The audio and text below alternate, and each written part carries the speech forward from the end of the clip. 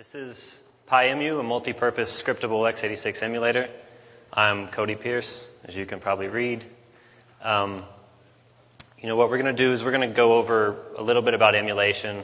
We're going to go over a little bit about Python and reverse engineering using emulation, and then we're going to go into the actual tool and the methods I provide and how it works and whatnot, and then some case studies. So how many in here use Python? Good. I was thinking maybe the room would be half Python and half, Ruby people or something. So, good. So let's go ahead and get started. This is my idea for the whole thing, a Python emulator. And just a little definition about emulation. It's a very broad term, but in essence, emulation is a software or hardware that replicates a processor and allows a system to run that software that was perhaps compiled for, a different architecture. I say it's a broad term because I'll talk about two different distinct ways that common emulators work. And, emulation gets used in that sense, here and there, different places. They, can mean various things. So I'll try and define that a little bit. Just a quick history. IBM were the first people to actually use emulation, at least in any sort of modern sense of the word.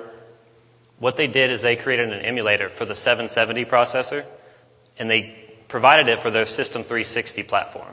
So what they told their customers was, hey, you can take your existing compiled software, your code you wrote and whatnot, and just take that over to the new System 360, and it'll be emulated as if you were running the old platform. I think it was a System 700 or whatnot that was the old platform. Now, that allowed customers to easily switch to the new architecture and adopt all the new, system that they were trying to provide. And that's a good sense of how I'm using emulation. Running a binary, emulating a binary that was compiled for a different platform, or executing code without the process, or in my sense, I'll execute code without the process actually running. So the two categories that I mentioned earlier, system emulation is the first one. System emulation is what is the most popular right now. And I include virtualization and hypervisor in that category. What that does is provides a complete implementation of an architecture. We'll go over just a couple of the different things that it provides and how it works, but in system emulation, you would be able to run a guest operating system. Parallels people running those in Mac and VMware running different sorts of operating systems. For PyEmu, I focused on more instruction emulation. And its concern is simply emulating the processor or instructions that the CPU would execute, as it runs. So we'll try and kind of show how those are a little bit different and whatnot. For system emulation, like I said previously, you'll run a full OS. It handles access to various external devices, allows simulating a full system. And that includes, as we'll see right now, the BIOS. They have to initialize storage, memory, CPU, execute a bootloader. Anything you would expect a normal system to do. You have interrupts, the exchange between the processor and the external hardware will be done with system emulation. And of course, I/O, it's pretty straightforward. You'll have a mouse, keyboard that are all emulated and in different modes. It'll just access the real hardware or whatever it wants to do. And as far as system emulation goes, like I said, it's used the most right now for doing virtual machines and whatnot. And actually the big processor companies are providing a layer for virtualization inside of their architectures. And the reason they do this, and it's pretty recent, I think Intel did their paper on IVT last year and started, trying to get developers to look at it and whatnot. But what they decided is that it's a big market. VMware, since 1998, has grown substantially in the market. I use it every day. Most people in the field use it every day. It's just a great product. They decided that they were going to cater to that and provide extensions to lower the overhead on virtualization and hypervisor and things like that, and give people the ability to, interact more and closer with the real processor to do their virtualization. AMD's is called AMD-V. Intel's is called IVT. And Intel also has one for their Itanium processor that can do the same thing. Although, I don't know who uses Itanium much. anymore. So as we carry on, examples of these, a couple open source, Box, QEMU, and then a couple of the big three, VMware, Virtual PC, and Parallels. As all of y'all, how many of y'all use VMware and things like that? Yeah, see, they've grown so much. It's so useful now. But next, we'll go into instruction emulation. Instruction emulation, as opposed to system emulation, is more of a utility emulation. Focuses on strictly executable or binary and CPU emulation. Emulate the logic of the instruction sets. We don't have hardware support. We're not going to allow you to run, a Quake or whatnot in PyEmu. You won't be able to script out, the next World of Warcraft cheat in PyEmu. You can't run a guest, and a couple of those examples are IDA x86 and PyEmu. I don't know of many other that fall in this category right now, but as we'll see, I think that it's going to be a useful thing, like in reverse engineering that we'll go into in a second. So, as I say that, emulation and reverse engineering. I've made this a large piece of this talk because I think that, at least with a utility like PyEmu, you have to have something to solve. You have to have some reason to use it, and that would be in reverse engineering, at least. I'm sure there's many other uses, but reverse engineering, vulnerability research, exploitation development, those sort of things fall into a perfect category where this can be used. Must be capable of static analysis, especially malware. People don't have the ability to actually execute a lot of code, even with VMware. I've ran enough viruses and malware in VMware. I'm still scared. I don't know, exactly what's going on and things of that nature. So it must be able to do static analysis. And I have malware analysis. I already went over that a second, but, is another good use for this. So the first, and I have 3 different kind of examples or uses that I feel are pretty obvious. And I'll go into why and how emulation may be able to solve something like this. So complex code paths. Complex code paths are abundant in any sort of large program. I have an example next of Microsoft Excel, but it's a fairly large binary. And various thousands of functions, hundreds of branches in a function. So when you look at a function, you may have a couple thousand functions, but what you don't realize is that each of those have, hundreds of basic blocks and all these different instructions that are going to get executed. So understanding this code path is critical. When you're doing, for instance, when I've looked at file format parsing, these functions that do file format parsing are incredibly complex. And understanding exactly what's going on is pretty critical to, deciding where a vulnerability is, where something might lie, things of that nature. So with emulation, what we can do is quickly simulate these paths. I want to go here to here. I want to go through these basic blocks. Or even, here's a dark piece of code that I can't get to execute. I want to execute it and see exactly what it's doing, even though I can't get the process in real time to jump to those instructions.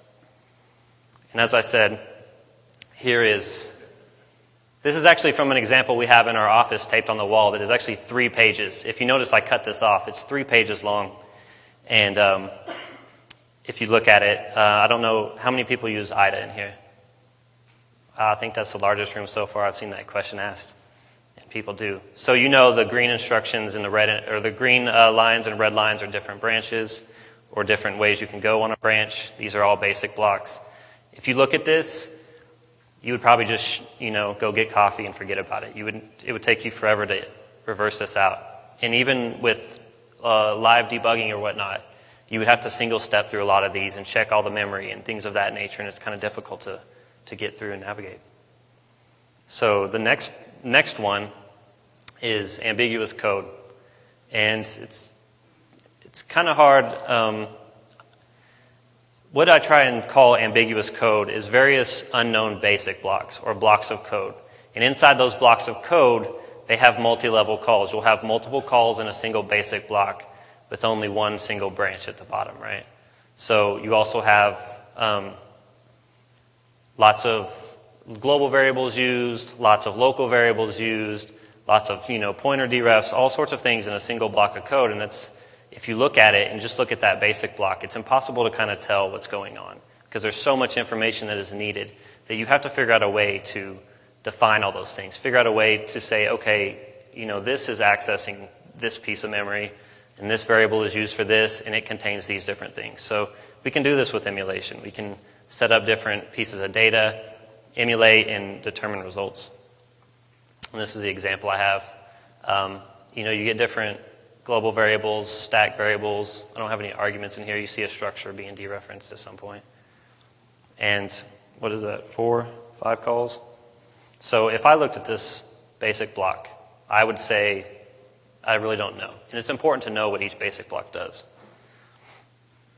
The second one is code obfuscation, which is gaining ground a lot in modern binaries and modern compiled software because people want to protect their intellectual property. Reverse engineering is becoming a lot more apparent to the rest of the industry. It's becoming well known, and a lot of companies are employing reverse engineers to do these sort of things. So with code obfuscation, people want to try and protect that a little bit from the majority of reverse engineers or other different companies trying to steal intellectual property. And a big piece of that is hindering static reverse engineering.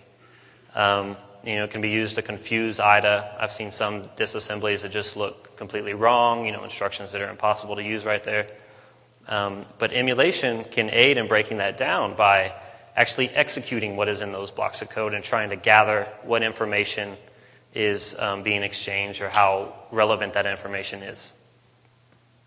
And I have a simple example here. And as you can see, it could be done by hand, but with automation we could do it a lot easier. And then time. I said I had 3, but I actually have 4. And time is the single most valuable resource related to reverse engineering. Someone laughed at the next bullet, impossible to quantify. Yes, I'm saying that time is impossible to quantify, but it's because many factors go into saying how much time will it take to reverse engineer these pieces of a binary. And those factors include size, complexity, and proficiency, which vary enormously in modern binaries.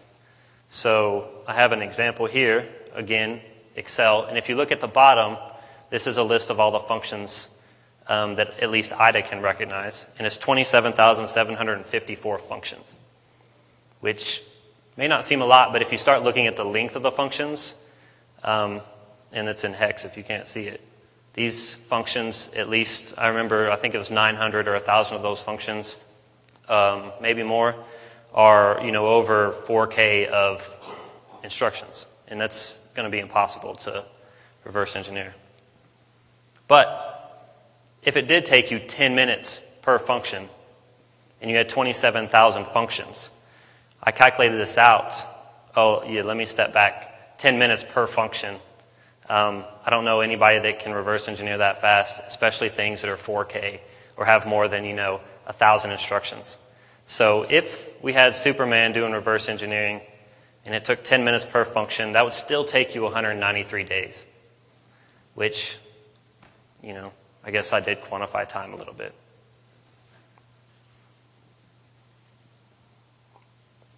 So with this massive amount of information in reverse engineering, and y'all know that the most critical piece of reverse engineering is organization. Being able to get through binaries, being able to understand functions is probably the most important thing. You can learn the instruction set pretty easy, but it's the efficient people that get through binaries real fast that are more effective. So there's 4 tools that I came up with, although I know for a fact there's more. I just threw these in there because they're what I actually use and what I find to be extremely useful. BinNavi by Sabre Security is a way to visualize code. It's a way to, and it's highly graph-based, right? I got arrow over here. Very useful. It tries to use graphing to display all this information, and the next one is the same, PyMay, and it's created by Pedro Mamini, who actually I work with. Both heavily use graphing to visualize these code blocks and all this code into a way that makes sense. It's done through, graphing branches or, graphing data flow and things like that. So they're very useful at paring down this massive amount of information into something that a person can actually use. You know, it includes debugging and static analysis and scriptability and things of that nature. And the next two, Chris Eagle, I think he spoke here a couple of years ago. He wrote a x86 emulator plugin for IDA with a GUI. You can set data and you can do all these different things, and it's really good. I know a lot of people that use it. And then, of course, PyEmu, which I like to think as the next step after IDA x86 emulator, the next step in using using Python or scripting languages or in emulators and reverse engineering. So now that we've covered that, we're going to cover the PyEmu architecture and how it's all laid out and how each piece makes up the whole. So why Python? And since most of you are Python users, I'm not going to get crucified for writing an emulator in Python. Low-level code is not normally done in a high-level language. I don't know many people that would even think that was something you'd want to do. But logic is all we are trying to achieve. And since it's a utility emulator, doing logic in any scripting language, any programming language is certainly possible. Speed is not a priority. Again, being a utility emulation, we're not going to be emulating Quake or emulating, World of Warcraft, although you could try. And then, most of all, I think, is there's so many good Python reversing tools and so many things written in Python that are related to reversing, vulnerability research, exploit development. You have Canvas, and I think Core has some Python extensions.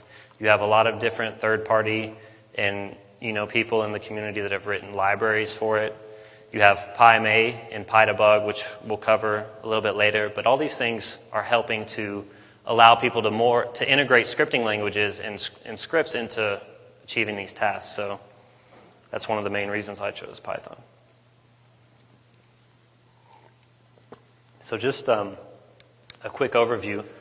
We have in PyEmu I've separated out the CPU, the memory, and the publicly exposed emulator portion.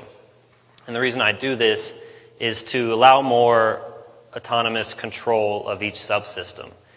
I wanted to make it easily expandable and flexible, or flexibility is the main purpose of the architecture. I wanted to allow people to just completely rip out parts and use it for themselves, or to only use the actual CPU portion of the emulator. I have my idea of how I use it. You may have a completely different one, and I like that. So wanted to make it a little bit decentralized and really flexible. Oh, here's my MS Paint of the architecture, which someone wouldn't leave me, someone from Tipping Point told me to kind of move that out a little bit. So I made a little more professional one. And, it's split along these three layers. You have the user scripts, and then you have these, what I call environments. And I realize that the names I've chosen for these is horrendous, but it's just to be more verbose, a little more descriptive. So when I say PyDebug, PyEmu, don't crucify me, You could change it if you want. I don't mind. But calling through these emulation, I'll call them environments. You'll hit the main PyEmu base class, and that will be responsible for exposing all the methods we're going to use, handling all the user requests, controlling execution, transferring control from the, emulation to the user. And then that talks to the bottom two, PyCPU and PyMemory, which I'm sure you can infer what they do. And we'll go over them a little more in a second. But PyCPU is the less than 3 of the emulator. Handles instruction logic, as you would assume. I based it on the Intel reference as much as I could, and kind of just, I even have the comments inside of the CPU are actually copy and pasted outside the Intel reference. So if you want to go in there and look, it's all really unrolled, and I didn't optimize any of it. It's, I don't remember, 20, 30,000 lines in the CPU, but we have computers we can search. So I did that, though, to allow people to go in and instantly read what's going on and instantly add to the CPU class. I have here I tempt autonomy as much as possible. I'm going to use autonomy lightly because it does rely on the emulator and the memory, but there's nothing in there that's stopping you from saying, and I've done it in testing, just executing raw instructions through the CPU. You know, you can't execute an instruction that reference memory, but you can still run through some different instructions and get some use out of it. So, in essence, this is the, fetch, decode, execute that all the CPUs do. You have instruction fetching, request code section bytes from memory, decodes it via PyDASM, grabs a mnemonic, calls a handler, updates the IP. I mean, that's pretty simplified version, but it's all the CPU really does. And I will have a lot of Python examples in here. I'll skip through them pretty quick, but for those that want to squint their eyes and read it, they can try to. But it's what I basically explained. We get an EIP, fetch the code section, bytes, decode it, hand that off to our handlers that will work on that mnemonic, and then update EIP if necessary. So I wanted to take a second and talk about the selective mnemonic support in PyMU. I only support about 120 mnemonics. And if you've ever looked at the Intel spec or the x86 instruction set, there's actually 400 plus. I don't remember the number, but 400 instructions. As I was going into this, I looked at it and I said, there's 400 instructions. May not be worth it. I'll focus on these. And there's a reason for that. I did some statistics on the instruction set, and I ran a script I wrote in IDaPython to basically get all the mnemonics in a binary. And it came out to only be, to be less than 100 instructions that actually get executed. And I didn't run it on, something tiny. This is kernel 32. It's fairly well known, I guess. But you'll see in here, the most used instructions get a heavier weight. They're larger and bold. Call, compare, moves, pushes, all those I certainly have support for. A lot of the obscure instructions I don't.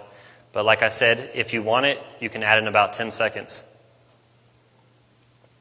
I don't know how many people are familiar with the x86 instruction set, but LOL is not really a instruction. Although it's used a lot in kernel 32, I don't know why. I don't have support for that one. Maybe I should. Maybe it'll print out ASCII, something like that. Some ASCII logo. So, just some convenience functions if you're ever in PyCPU and you wonder how all the different instructions actually look the same, and it's because I use these convenience functions. Get register, set register, get memory address will actually decode the SIB, the modRM, all those things to calculate these memory addresses. And so if you're implementing instructions, you can use these easily to, make it more uniform like the rest of them are. Next we have PyMemory. Again, PyMemory handles memory requests, including the text section, the data section, all the read-only stuff, any of the memory that's actually going to be accessed inside of the emulator. You'll call through this class. And the way it works is that it'll fetch memory and it'll cache it. So anytime it needs it again, it'll be in its local cache. And I do this for several reasons. It's mainly to, ease the fetching of memory, but it's also so that at the end, you could say dump out all the memory that was accessed and the contents of that memory. And for instance, in the PyDebug example, one of the ideas was that you could dump out the context from the emulator and restore that back into the actual process if you wanted to. Or you could log it, write it to disk, whatever. PyMemory, the actual class, gets overloaded or inherited, I should have said, from the environment classes. The new environments communicate with the parent, of course, to get at the cache, to store into the cache, things of that nature. And what it does is it allows us to add environments easily. You'll see that later we implement memory managers, as I'll call them, for different environments. And the environments are IDA, PyDebug, a PE file, things of that nature. If you wanted to, say, create a network emulator that listened on a port for instructions, you would create a network PyMemory class that would, know how to fetch memory, so that when the base class says, I need a page of memory, it'll call back into the inherited class or the child class, and it'll know how to fetch that, whether it's call back over the network or get it from the real process or whatnot. So, this is exactly what I said. There's get page, get and set memory and whatnot. And then you have PyEmu, which is the class that is the main interface to the user, handles initialization of the memory, the CPU, contains all the useful methods that we'll go over in a bit. And in most cases, we subclass this or inherit from this to create those environment classes that I was speaking of. As the user, you would only instantiate really the PyEmu classes. And just real quickly, we'll go into these later. These are a couple of different methods that I provide through PyEmu. You'll see handlers, modification, execute, of course. Logging, dumping, memory, stack, SEH, registers, context. So to further expand on the environment classes for the emulator, you have IDA PyEmu, PyDebug PyEmu, worst names in the world, PE PyEmu. But when you look at them, you can tell exactly what they're doing and which one you're going to instantiate. So what they do is provide a class for that environment. You wouldn't want the PyDebug memory handler to, fetch memory for IDA and whatnot, because it wouldn't know how to do that. So it's real easy to create them. It takes 10 minutes in most cases to create a new one if you need it. So it's real easy to navigate through. And you'll see this example. This is PyDebug. We'll store the debug object and then set up context and memory. And I don't have the full thing, but it's kind of a synopsis on the instantiation. So user scripts, the top part of that graph we looked at, is created using the exposed PyEmu API, allows the user to fully control emulation, allows someone to maintain control via handlers, and can be run in various situations. Like I said, you can run it on a live program or process that you're debugging. You can run it on static in IDA, and you can run it just straight from the command line using the PE file parser that I use, the Python PE file. So it gives you a lot of flexibility. It lets you create scripts that you can execute in different environments. Depending on your workflow, you may be a person that uses debuggers, you may be a person that just uses IDA, and this lets you use an emulator in all those situations. So I'm going to digress for a second from the actual emulator and talk about the supporting modules. And these are other Python modules that PyEmu will rely on to provide that flexibility. And I think these modules are, exemplify the whole Python reversing community, because they're very good.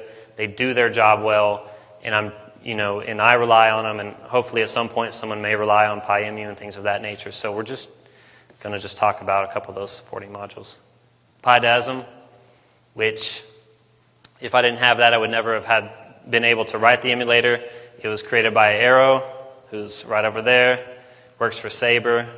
It's a bunch of good guys, but it wraps libdasm, created by JT, who actually wrote it as a C library. Provides a raw byte-driven disassembler library, and this is the piece that I enjoyed the most, because having a disassembler that will just take raw bytes, via Python or however you instantiate it and whatnot, just allows so much flexibility. You can give it a chunk of bytes, return instruction, you're good to go. And currently, IA32 specific. And as I put down there, PyDASM is the only thing you can't have. You can do everything else. You can use the emulator without these other modules that I have here, but you have to have PyDASM. That's because I didn't want to write a disassembler. Just like I hope someone doesn't write a Python emulator. And a quick example from Arrow himself. This is just how an instruction gets decoded, and you'll get that instruction. I thought I had the output in here, but Basically, this was just print out the mnemonic, I believe. Next, IDA Python. I'm sure if you code Python and you use IDA, it's just natural to use IDA Python as well, I guess. Created by Gersley, I believe is how you would say it, from F-Secure.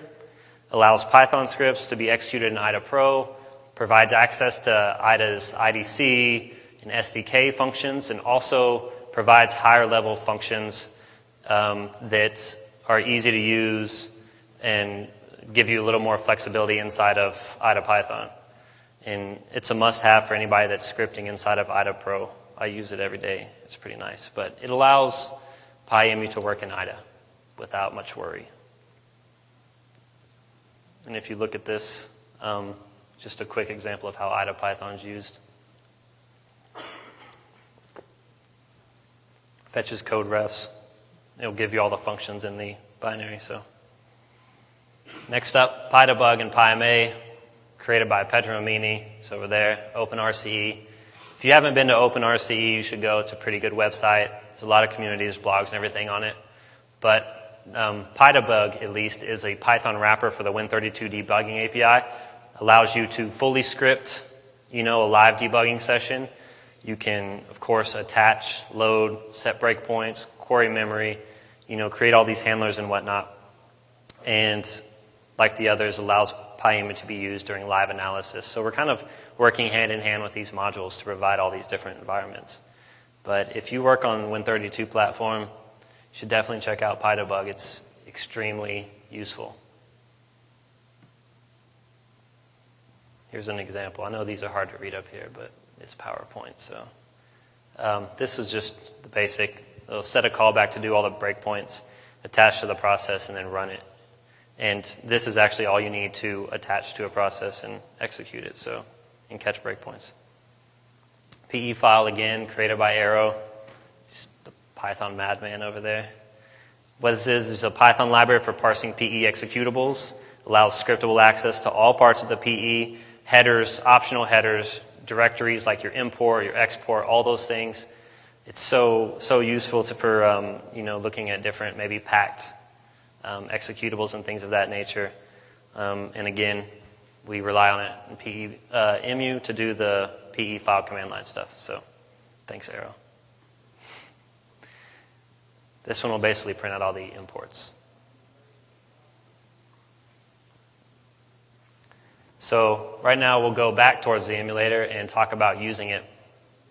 What we'll do is cover, instantiating it, all the exposed APIs, things of that nature, the handlers and whatnot, everything I provide for people to, control it and everything like that. So, one of the focuses was it should be natural and flexible. I wanted people to use it and to extend it and, change it for their purposes.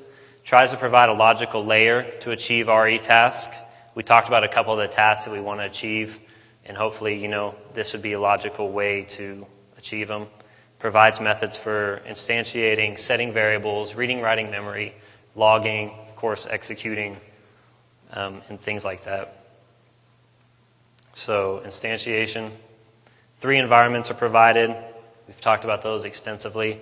The user must instantiate or create the proper object that they'll be using in their environment.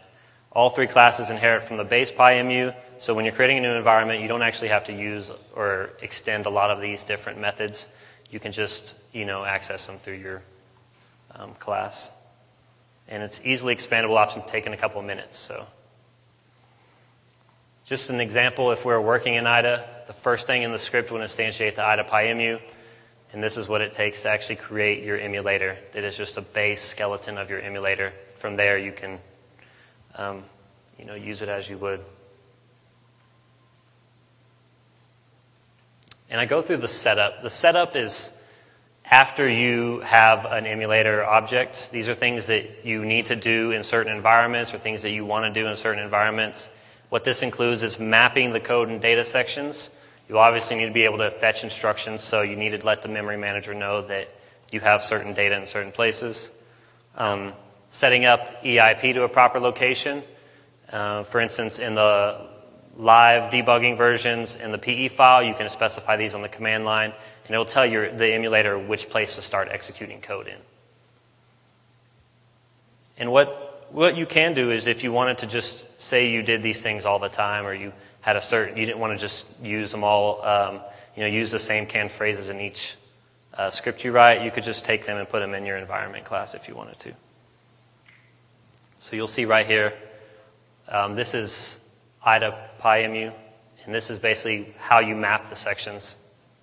So you'll see emu.setMemory with the original byte, which is reading from the IDB. So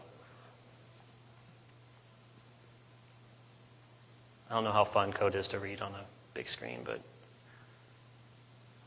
you'll see at the bottom, emu.setRegister. We'll set our EIP to the current screen EA, and if you don't know, screen EA is basically where your cursor is in the IDB. So next we have handlers. Handlers allow us control over important situations. The last one says the bread and butter of PyEmu. The handlers are there to trigger and provide control back to the user or the user's script, depending on certain situations that happen inside of the emulation. There's tons of them in here, and it contains handlers for most aspects. So what you do is you'll instantiate, set a handler, and when that situation happens inside of the emulator, it'll call into your code.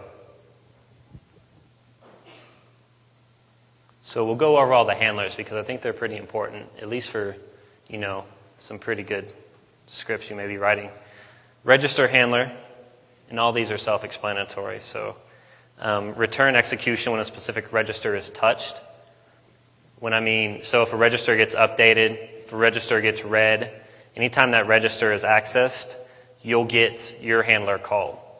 So when your handler gets called, it'll pass the register, the value, and the type of handler, for instance, read or write.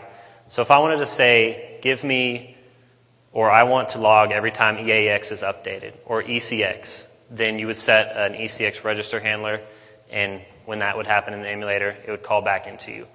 The handlers also have control as opposed to which way you return. If you return from your handler with false or none, it will usually, in most cases, for instance, in the mnemonic handlers and stuff, it'll stop execution of that particular block.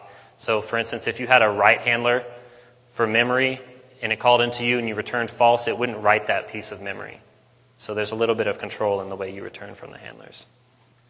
And you'll see this is how those get set up. It's really easy. You'll take the emu object that you instantiated and you just set register handler. And as you can see, and I've said, they take a function pointer. So just any function you define, you can pass in. Libraries. Returns execution when a specific library is called.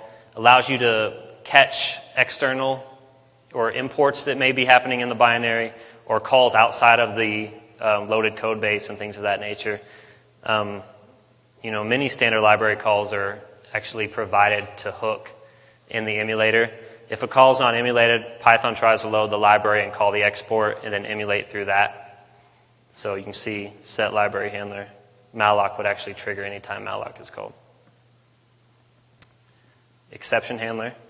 Returns execution when a specific exception occurs. The function expects the Intel-defined exception code.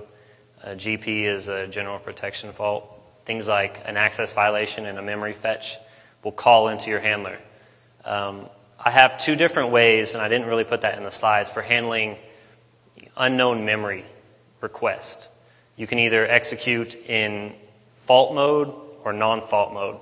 And what that means is in fault mode, if you try and grab memory that is not actually in the cache and that needs to be requested, it'll create a access violation like a normal a normal program would, since it can't, since it doesn't already have it, hasn't been allocated, it's going to throw a violation. However, you can operate in non-fault mode, and what that'll do is it'll call back into the memory handler that you're using, for instance, the IDA PyMemory handler, and call its allocation routine.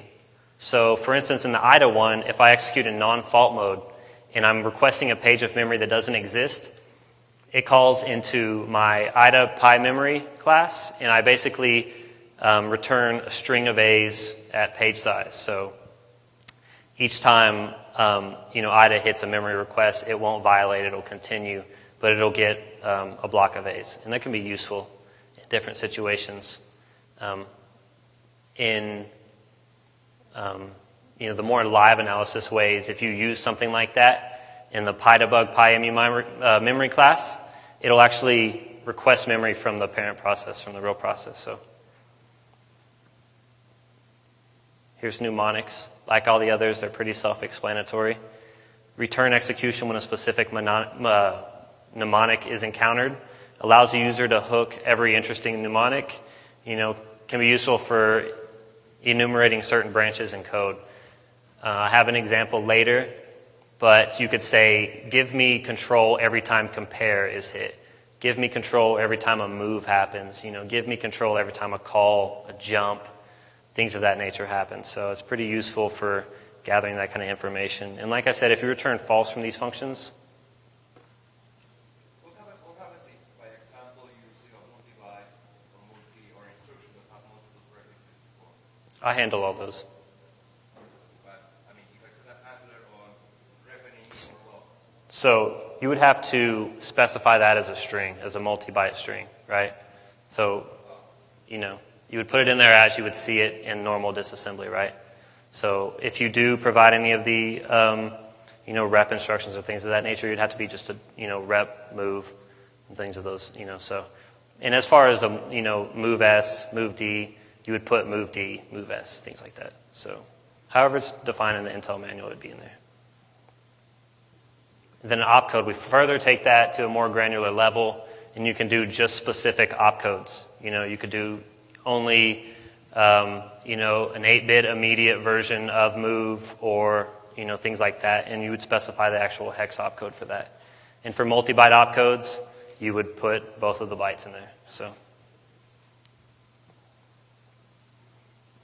program counter, this is just an emulator breakpoint. You set up a point you want the emulator to return back to you, just like a breakpoint, and then set that address and you'll get your handler called. We have two different types of memory handlers. You have a specific memory handler, and then you have, more generic memory handlers. This one right here, set memory handler, is it takes a specific address. It'll only be triggered when that address is touched in the context of the emulator. So for instance, at this point, if you wanted to get execution back to your script when this address is touched, you would set it like this. And these are the high-level handlers that I just talked about for a second.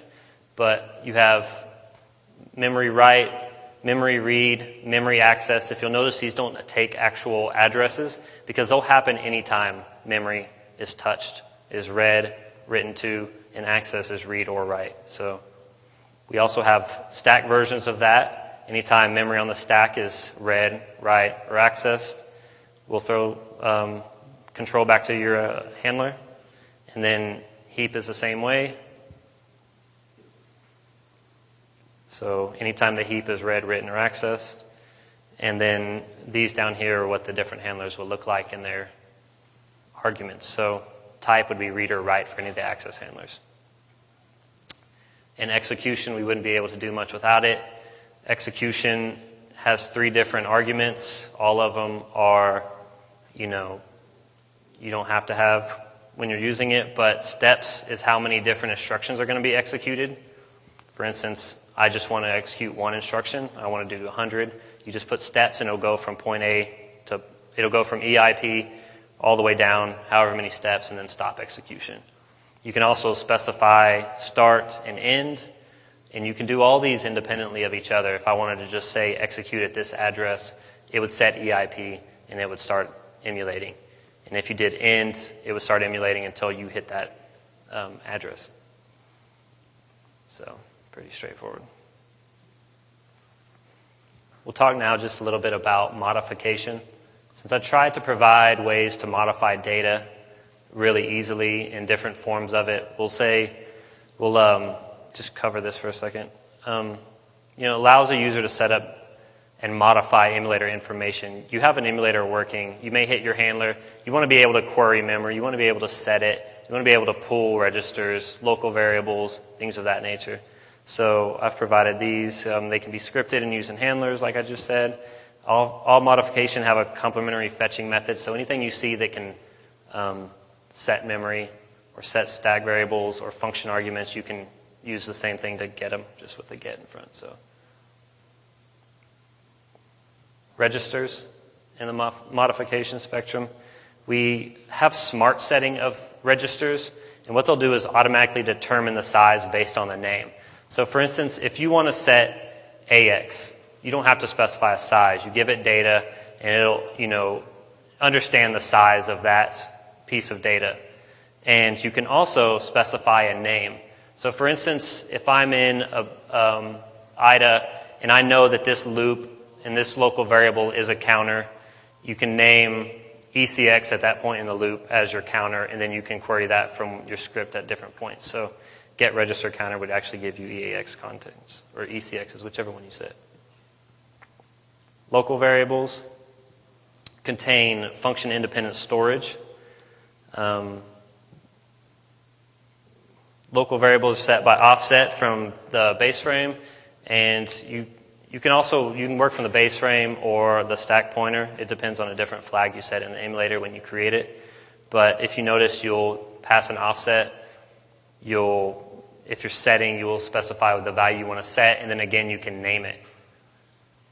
So this would set EBP minus 80 to this value that we specified.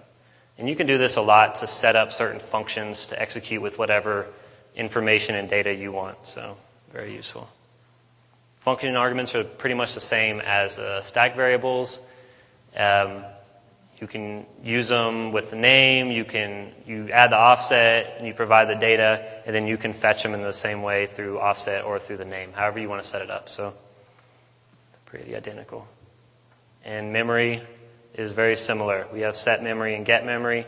Set memory takes an address, and you can arbitrarily set data if you're using strings, or if you're using, D words, you can set that to, it'll automatically figure out 4 or whatever size, and if you, alternatively like to change the size of that for whatever reason, you can specify that through a keyword argument.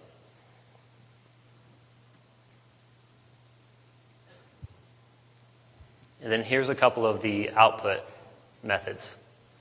Log, debug, dump context, dump stack, dump memory. All these are used to, as I say, just dump out different information from the emulator. So joining these two, I've come up with a couple of very simple but very obvious examples. 3 of these are in each environment, how to just simply execute different pieces in IDA or PyDebug and PE file, and then a couple that are solving, or at least attempting to give an idea on how to solve some of the problems we talked about earlier in reversing. IDA Pro, our example, we utilize IDA Python. We'll map our sections to memory addresses.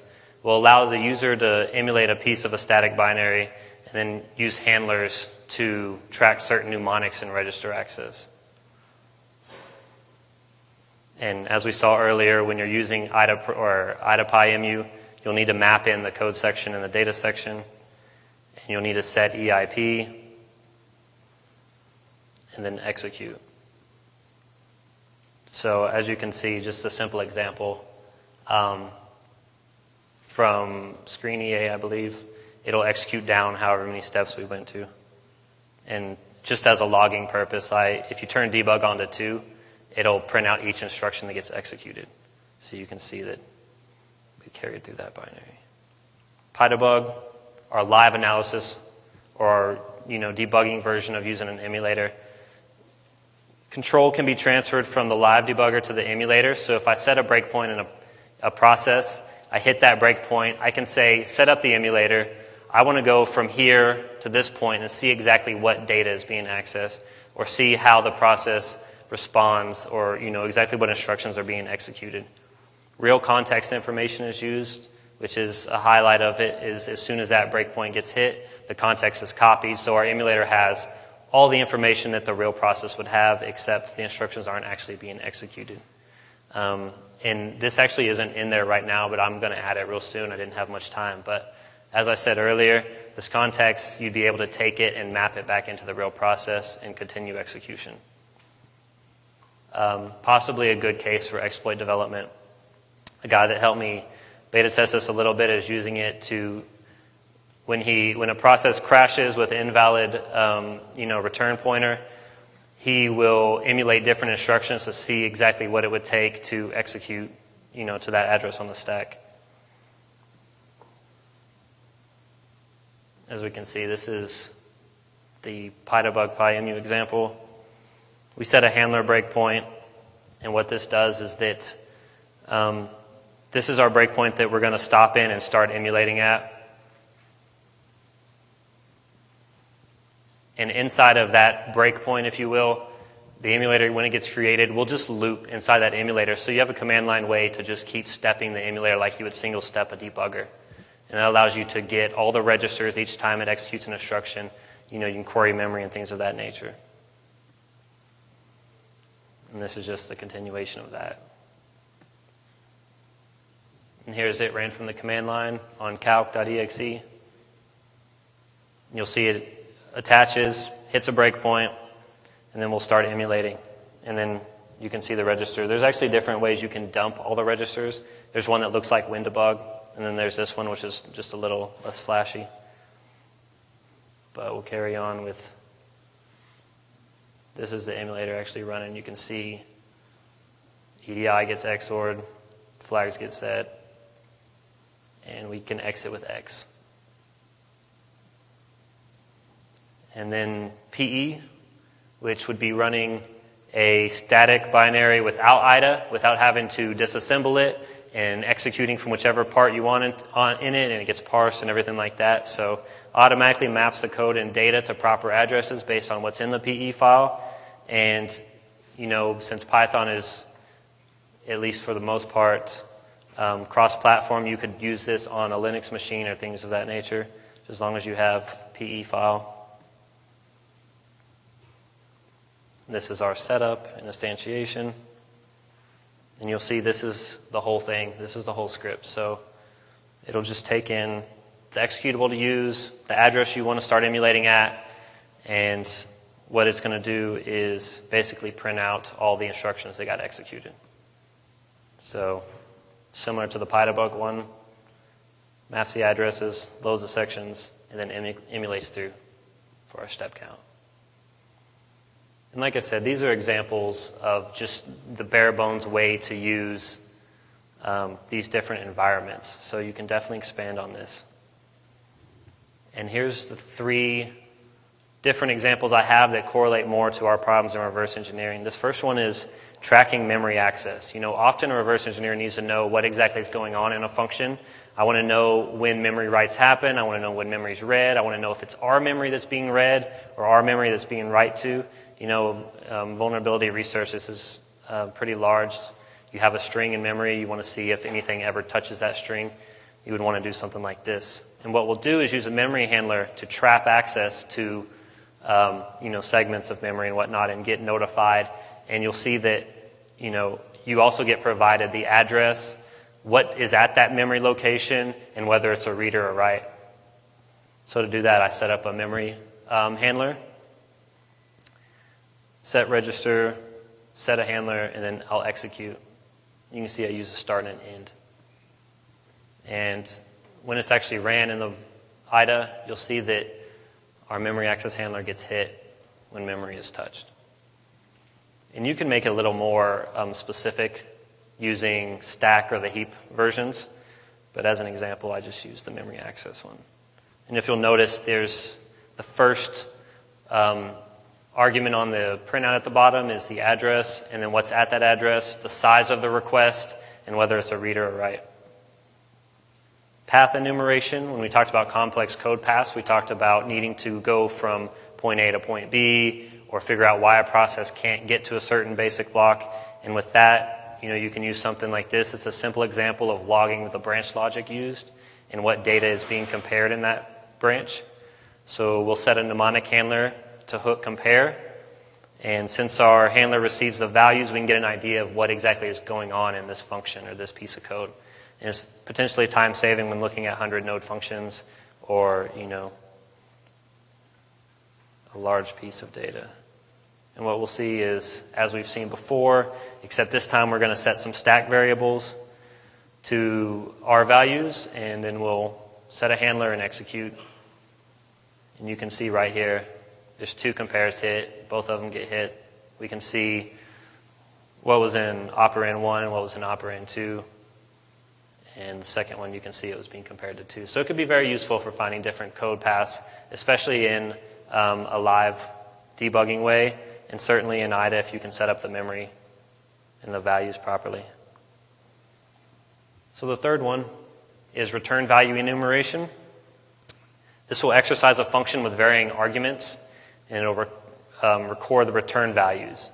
This could be you could script this to do brute force of a function to figure out what's going on. You could force it to build a data set of exactly what the return value will be and things of that nature. So I don't know if you can see that, but what I have is I have a function that will reset the stack. It'll reset the arguments to what we want, because what we're going to do is just increment all the 3 arguments that are in this function and determine what the return value will be. So we also hook the return mnemonic so that we can trigger our other functions and reset the stack. And you see I call reset stack, set mnemonic handler, and then we'll execute a count number of times. And as we just emulate, the provided arguments are on the left, and the equals is what EAX is going to return. So for any, simple obfuscation or cryptography or things of that nature, anytime something takes arguments and returns a value based on those arguments that you can tell is pretty dependent, it might be a good way to just get an idea of what exactly is going on, when you look at the function.